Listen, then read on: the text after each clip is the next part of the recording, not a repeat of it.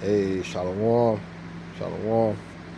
All right, first and foremost, if I get started, I want to give all honor and glory and power to Yahweh, Ba'ashem, Yahweh Shai, Ba'ashem, Hakwadash.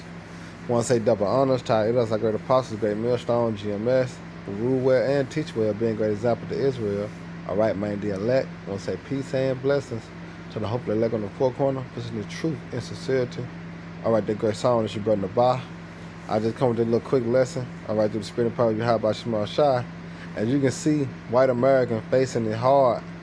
They thought poverty was only for black, all right? And as you see, and you're going to hear, it's no other than this precept, Salaka, that's coming to pass when you go to Sirach 41:7. The children will complain of an ungodly father because they shall be reproached for his sake. All right, and we see, and we're going to hear in these videos, all right, the Edomites complaining, all right, they catching hell, all right. Deuteronomy 30:7 is slowly but surely creeping upon, all right, Esau, which is a beautiful thing to show that his kingdom is falling, all right, and Kwam Yasharallah. Now, for this video, I'm going to let it play out, you know, take the meat from the bones, and just watch and hear and see. And it's a beautiful thing, all right, to see these Edomites in this state of mind, see these Edomites fall, see these Edomites complaining, all right. It's a beautiful thing, man. Call halal Allah Yahweh Ba'ashem Yahweh Shai. These devils is falling, man. Check this out. I want to talk about white privilege. I was born dirt poor. Roaches in our food, mattresses on the floor, eviction notices taped to the doors, kind of poor. My parents, their side hustle was beating me and my siblings bloody. I missed more meals than I can count. When we did eat, it was ramen, canned foods, or whatever we could steal from the gas station. There were 8 of us kids. Don't come at me like I grew up in some quiet backwoods town either. We weren't hearing deer rifles. We were hearing 9mm and Glocks on a nightly basis. Not because we were hunting, because we were dodging stray bullets in the inner city. I had a baby as a teenager, thought maybe I could break the cycle. Went to college, flunked out quick. Life was swinging before I even had a chance to plant my feet. Then the military came knocking. Promised me structure, a future, and a way out.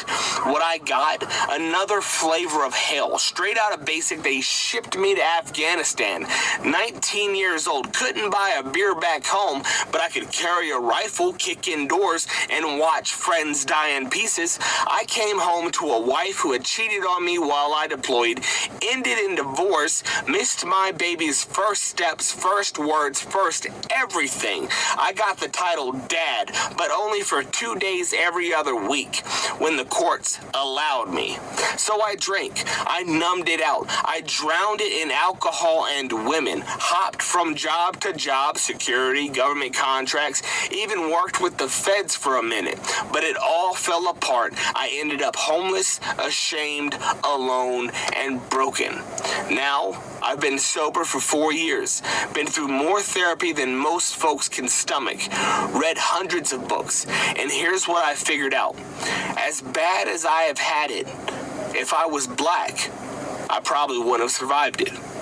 That ain't an opinion, that's truth.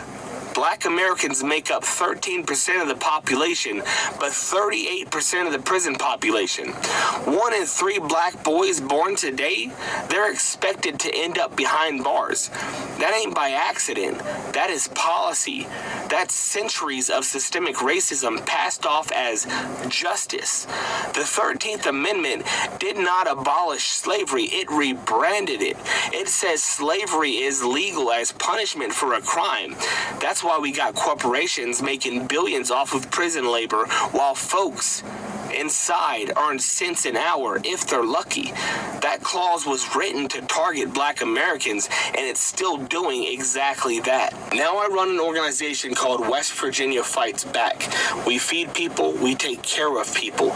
No strings, no red tape, no begging for scraps. We take care of our own because the government won't. My dream? A Fights Back chapter in every damn state. Abolish the prison industrial complex.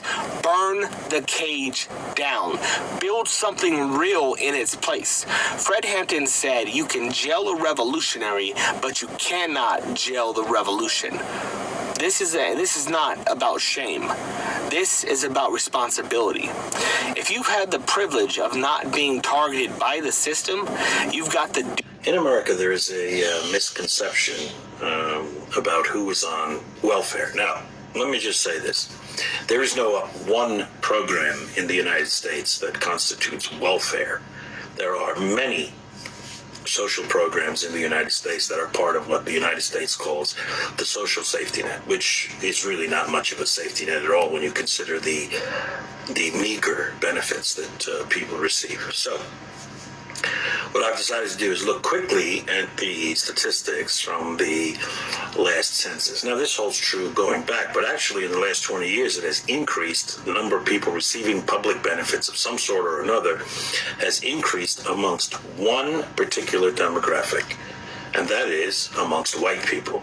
20 years ago, 61% of all the people receiving public benefits of some kind in the United States were white people. Today, or as of 2022, or as the last census, 76.2% of all the people receiving some form of public benefit were white people. And the rest were people of color, 13%, people of Asian extraction, 6%, give or take, and people of Hispanic, somewhere down in the middle there. So let's just talk about what constitutes public benefits. So I'm going to read this list here, and this is what makes up all of welfare, if you will, in the United States. Medicaid, SNAP, WIC, free or reduced price school meals, SSI, TAANF, energy aid, rental subsidies, unemployment compensation, and assorted other programs. So 40 million people in the United States live in poverty, and that number approximately is the number of people who receive public benefits of some kind. And of course that varies when you include Social Security recipients, Medicare, etc., which is not it's an earned benefit. So I'm going to eliminate that for the moment. So of those people, the number of people receiving public benefits, welfare, if you will, some form of social program, social safety net support, as I said, 76.2% are whites. So I think this is important to remember when people start talking out of their ass. In my philosophy class, I came to learn about two things. One was called a fallacy, and the other was called a cognitive bias. Now, a cognitive bias is like a mental shortcut that can lead to untruthful thinking and untruthful facts, right? While a cognitive bias is a mental shortcut, a fallacy is an error in logic that brings about a false in argument. Both of these two are always bringing untruthful sentiments. This month I won't be able to afford rent. I'm not a rich person. I don't have a lot of stuff. I have basic household necessities, a couch, a bed, washer, dryer. That's about it. A car. I don't have a lot of lavish things. I don't go on vacations, and I don't spend a lot. Rent's increased from $1,300 to $1,800. The food prices are too high. I've cut back on eating because I literally cannot afford food.